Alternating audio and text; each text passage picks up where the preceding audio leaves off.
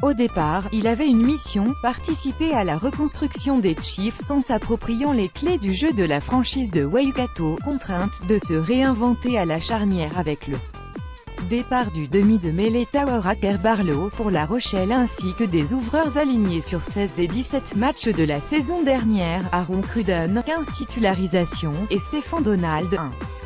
Stephen Donald, Damien McKenzie and Tawera Barlow, Chiefs Sport. Il était difficile d'exiger davantage de Damian McKenzie, 22 ans. Une question de logique, il a beau être numéro 10 de formation, au plus haut niveau, il n'avait fait à l'ouverture, que de rares apparitions.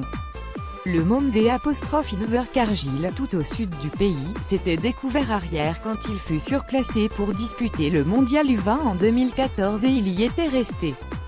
Du bon sens, cette polyvalence était, face à la concurrence de Cruden, la clé pour se faire une place chez les Chiefs.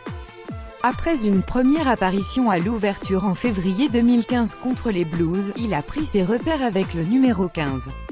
Et il y a bâti sa réputation, gagnant même ses places chez les All Blacks pour affronter l'Argentine à Buenos Aires à la fin du Rugby Championship 2016, première de ses 12 sélections, 11 titularisations à l'arrière.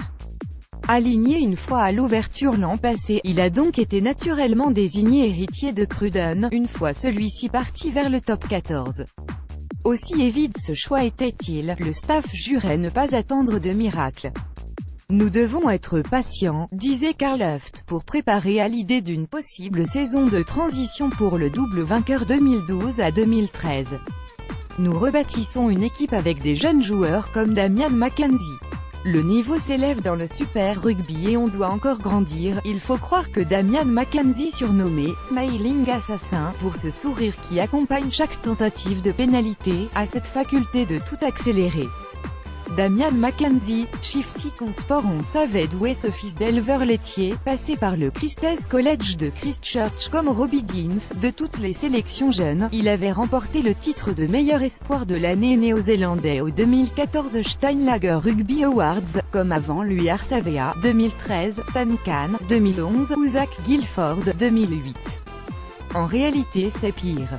En seulement 4 matchs dont une masterclass la semaine dernière contre les Sunwolves ponctuée de 26 points incluant 2 essais, McKenzie a réussi ce que son frère Marty, de retour cette saison à Hamilton, avait échoué à faire lors de son premier passage dans la franchise en 2015. 4 petites titularisations à l'ouverture, s'imposer sans l'ombre d'un doute comme le 10 idéal des Chiefs.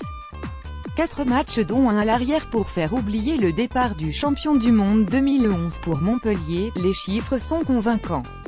McKenzie est le deuxième meilleur réalisateur du Super Rugby avec 57 points derrière le maître à jouer des Lions, Elton Gentieuse.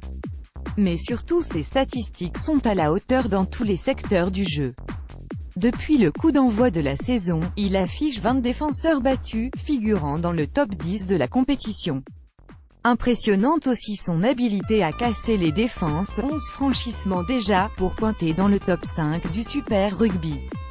L'héritier incarne déjà le futur, la référence sur ce début de saison c'est lui, devant Beauden Barrett, Hurricane, et Lima Sopoaga, numéro 10 des Highlanders, dont il croisera la route ce vendredi pour le 7e round du Super Rugby.